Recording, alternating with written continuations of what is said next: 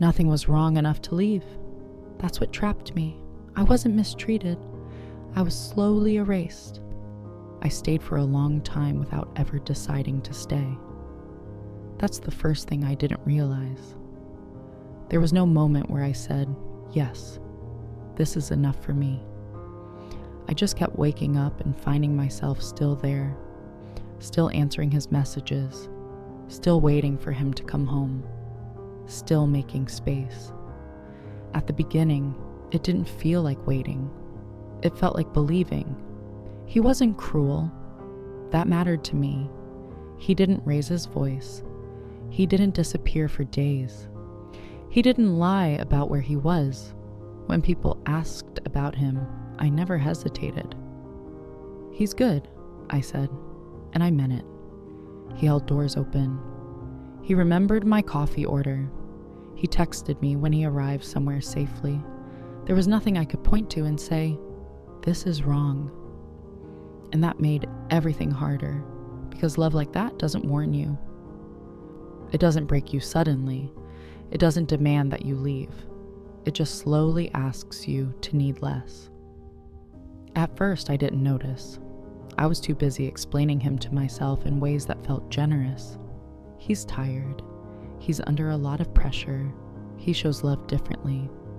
I told myself these things with a softness I didn't always give to myself. When he forgot to ask about my day, I filled the silence. When he didn't notice I was quiet, I became louder, not in voice, but in effort. I listened more carefully. I smiled more often. I learned how to not take up too much space. I thought that was love. I thought love was adjusting your shape so the other person wouldn't feel crowded. There were moments that felt almost perfect. Sunday mornings, shared jokes, the way he reached for my hand without looking. Those moments kept me there. They were small, but they were real, and I learned how to live between them. I learned how to stretch hope over long stretches of quiet. He never told me I was asking for too much. He just didn't respond when I asked for more. And that felt different. That felt kinder. Because if he had said no, I would have known where I stood. Instead, there was always maybe. Maybe next week. Maybe after things calm down. Maybe when life isn't so busy. Maybe it was enough to keep me waiting. I told myself I was patient. I told myself patience was a virtue. But patience, when it goes on too long, starts to feel like disappearing. Still, I stayed. Because leaving felt dramatic, and nothing bad had happened. How do you explain that to people? How do you say, he didn't hurt me, and still justify walking away? I didn't want to be the kind of person who leaves something good just because it wasn't perfect. So I stayed. I stayed because he was consistent. I stayed because he was safe. I stayed because nothing was wrong enough. That phrase lived in my chest for a long time. Nothing is wrong enough. I said it to myself whenever doubt surfaced. Whenever I noticed how often I was alone, even when we were together. Whenever I felt that familiar ache after sharing something important and watching it land without leaving a mark. I told myself love didn't have to be loud. I told myself quiet love was still love, and maybe it is, but quiet love should still feel like love, not like absence, not like holding your breath, not like waiting for someone to finally see you standing right in front of them. At night, lying beside him, I would stare at the ceiling and listen to his breathing. It was steady, untroubled.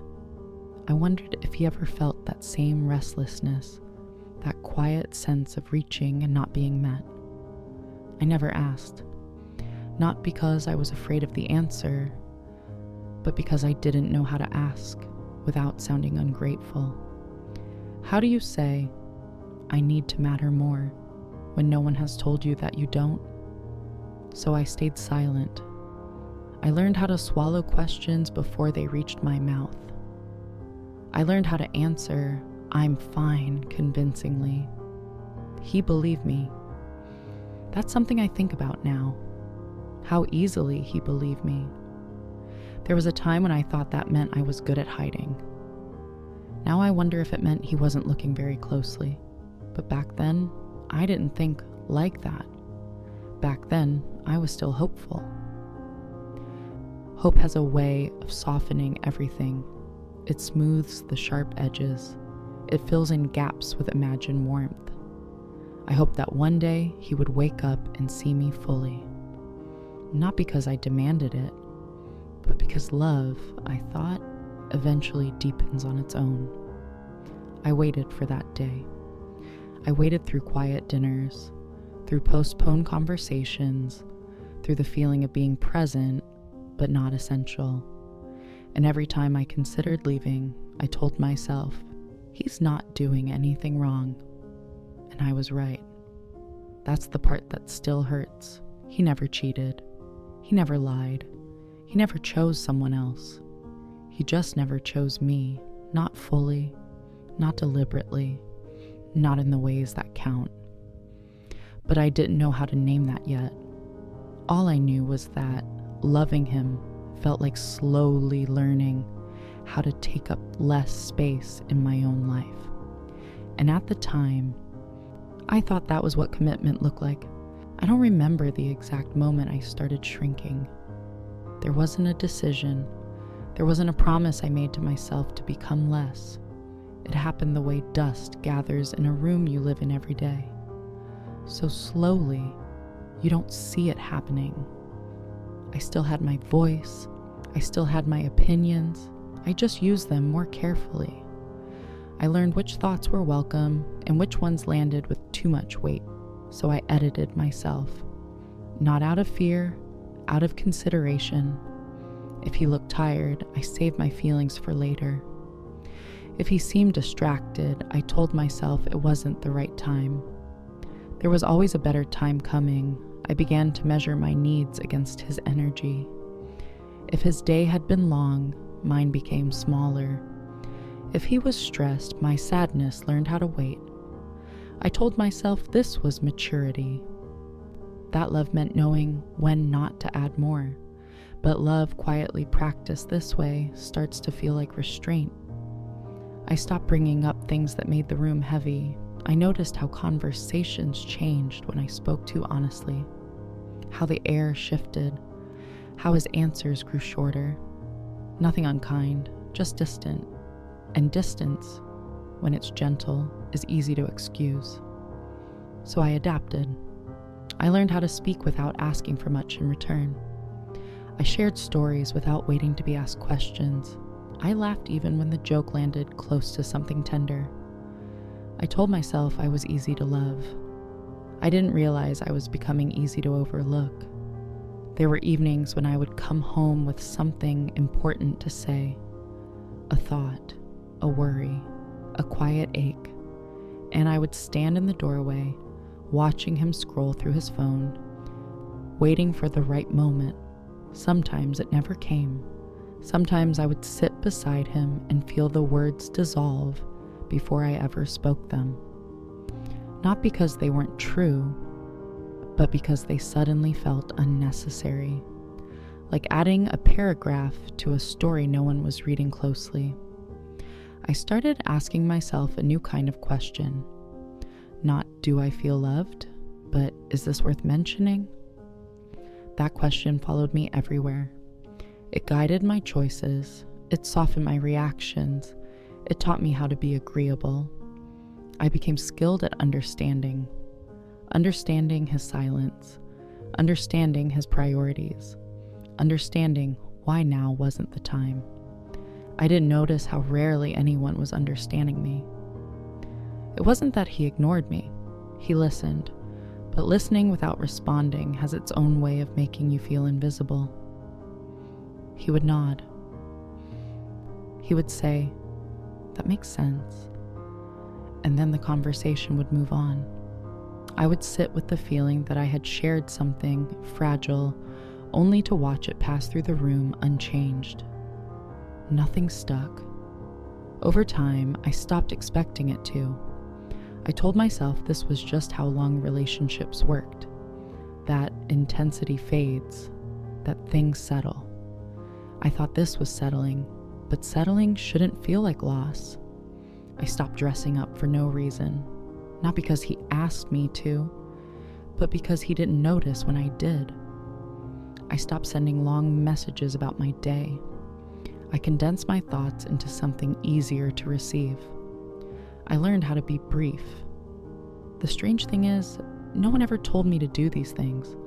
That's what made it so confusing. I wasn't being controlled. I was being accommodated. And in that space, I slowly misplaced myself. I stopped feeling disappointed when plans changed. I told myself flexibility was kindness. I stopped feeling hurt when I wasn't included in decisions. I told myself independence was healthy. I stopped asking to be chosen deliberately. I told myself love didn't need to be proven. But there is a difference between trust and neglect. I didn't know that yet. I still believed that love would notice eventually. That if I stayed gentle enough, patient enough, undemanding enough, something would shift. I didn't realize I was training him to live without my presence. Not physically, but emotionally. I was there, but I wasn't felt. There were moments when I caught myself wondering what it would be like to be missed. Not in a dramatic way, just noticed. I wondered if my absence would create a space anyone would feel. That thought scared me, so I stayed. I filled the gaps myself. I became my own witness. When something good happened, I celebrated quietly. When something hurt, I carried it alone. I told myself I was strong, but strength, when practiced alone for too long, starts to feel like isolation. I remember one night when I cried in the bathroom, not loudly, just enough to release the pressure. I looked at myself in the mirror and felt strangely distant, like I was watching someone else hold herself together.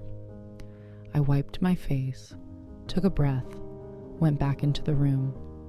He didn't ask if something was wrong, and I didn't offer. That became our rhythm. I don't blame him for that.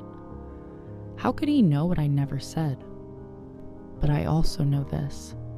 Love shouldn't require you to erase yourself in order to be easy to stay with. I just didn't know I was doing that yet. At the time, I thought I was being loving. I thought I was being patient. I thought I was being chosen, just quietly. There wasn't a moment where everything broke. No argument, no confession, no night where I packed my things with shaking hands. If you asked me now when I realized it was over, I wouldn't know how to answer. Because nothing ended. Something just stopped growing. I remember a small afternoon. Not special, not memorable. We were sitting at the same table we always sat at. The light came in through the window in that soft, uncommitted way it does before evening. He was talking about something that mattered to him. Work, plans, the next step. I listened. I always did. At some point, I noticed something strange. I wasn't waiting for my turn to speak. Not because I felt heard, but because I didn't feel the need to be included. That scared me. I realized I had already removed myself from the equation. I was present, but I wasn't hoping anymore. Hope is loud when it leaves. You don't notice it's gone until you stop reaching for it. I nodded. I smiled at the right moments. Inside, something stayed very still. It wasn't sadness. It was clarity. The quiet kind that doesn't announce itself. I didn't think, he doesn't love me. That would have been easier. I thought, this is it. Not in despair, just in recognition. This is as much as it will ever be. And somehow that felt heavier than disappointment. Because disappointment implies you expected something different. I realized I had already let go of expectation. And that's when I knew. Not when I felt hurt, but when I stopped feeling surprised. There were signs before that day. Moments I ignored because they didn't seem important enough. how my excitement often stayed unanswered, how my silence went unnoticed, how decisions were made with me nearby but not included. I told myself this was normal, that love didn't need constant reassurance, but love should still feel mutual. It should move toward you at least sometimes. That afternoon, I saw our relationship the way you see a room you've lived in too long. You know where everything is. You know what's missing. And you know nothing new is coming in. I wasn't angry. That surprised me. I thought realization would come with rage, with grief, but it came with a kind of tired acceptance, like finally admitting you've been holding something alone for a very long time. Later that night, we lay in bed facing the same direction. There was space between us. Not new space, familiar space, the kind you stop trying to close. I listened to his breathing again, steady, unbothered. And for the first time, I didn't wonder if he felt what I felt. I already knew the answer. He felt comfortable, and comfort, when it isn't shared, can be lonely. I thought about all the times I waited to be chosen, not over someone else, but over convenience, over routine, over distraction. I realized I had been asking silently for something that required intention, and intention never came by accident. It wasn't that he didn't care. It was that caring for me wasn't something he ever stopped to choose. I had fit into his life the way something familiar does, present, useful, easy to overlook. That's when the sentence formed in my mind, not dramatically, not all at once, just a quiet truth. I wasn't mistreated. I was slowly erased. The words didn't hurt at first. They just explained things.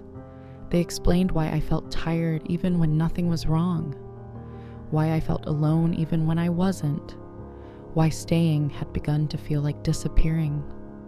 I didn't tell him that night. I didn't tell anyone. Some realizations aren't meant to be spoken immediately. They need to sit with you, to settle, to prove they're real by staying. Over the next days, I watched myself more closely. Not him, me. I noticed how often I checked in with myself before speaking, how often I decided not to. I noticed how little space I occupied emotionally, and I noticed how no one noticed. That was the moment. Not one moment, but many small confirmations stacking quietly on top of each other. I wasn't being hurt, I was being omitted. And omission doesn't leave bruises, it leaves silence. I finally understood why I felt so tired, why love felt like effort instead of exchange, why I was always present but rarely essential. That understanding didn't rush me. It didn't tell me what to do next. It just stood there, unchanging, waiting for me to catch up. After I realized it, nothing changed right away. That's the part people don't talk about. Realizations don't always move you forward. Sometimes they just sit beside you and breathe. I still woke up next to him, still asked about his day, still answer messages the same way. From the outside, everything looked identical, but inside, something had stepped back. Not away from him, away from the version of myself that kept hoping. Hope didn't leave dramatically. It just stopped offering explanations. I no longer searched for reasons when he didn't notice. I no longer filled in the silence with understanding. The space stayed empty, and I let it. That was new. I stopped rehearsing conversations in my head, stopped imagining how things might sound if I said them differently. Not because I had nothing to say, but because I finally understood that saying more wouldn't create more space. It would only cost me. There's a strange grief that comes with that understanding.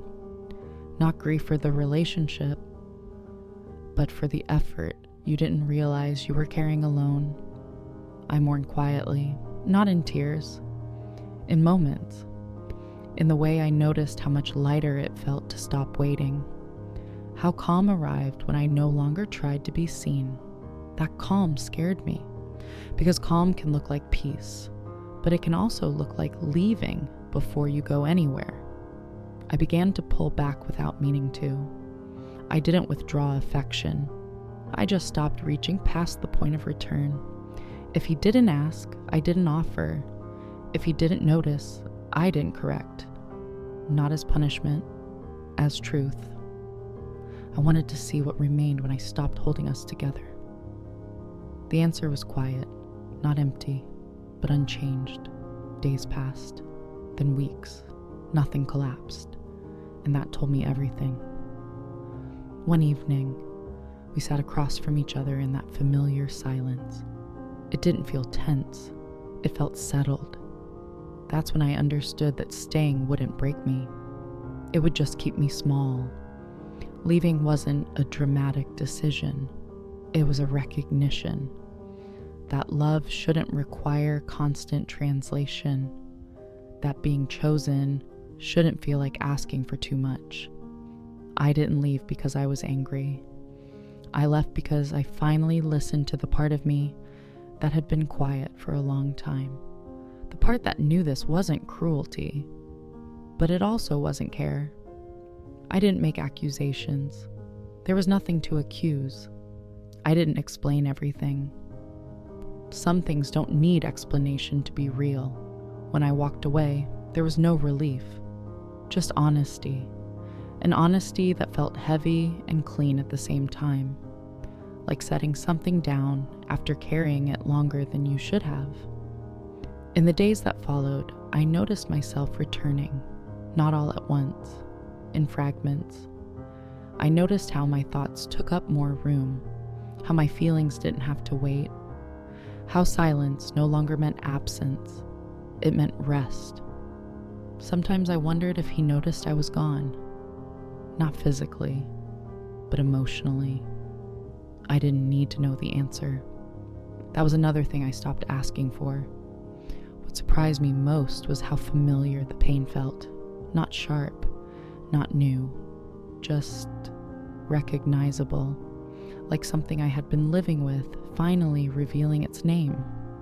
I wasn't heartbroken, I was unburdened. And that came with its own kind of sadness, because it meant admitting that love alone was never the problem. It was the shape it took.